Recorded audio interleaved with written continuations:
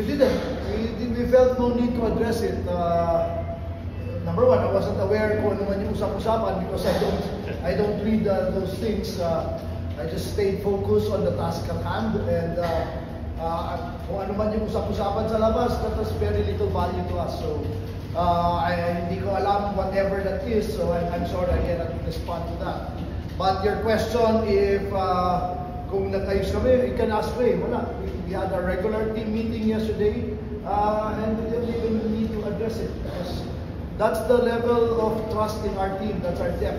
And if we get on each other's nerve and magsigawan kami, magkakapatid ka, magkakapamilya ka, nagsisigawan at nag-aaway, di ba? But that doesn't mean that they're going to break up as a family, right? So that's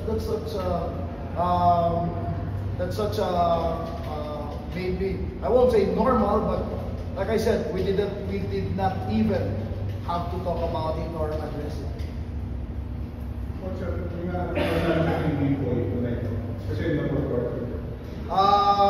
We just told Boy to focus on shutting off the noise. Yun ang importante sa kanya.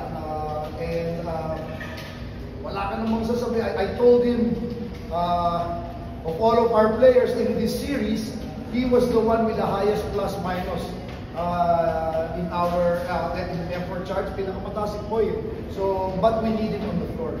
So I said, focus, shut off the noise, and because his presence is very important.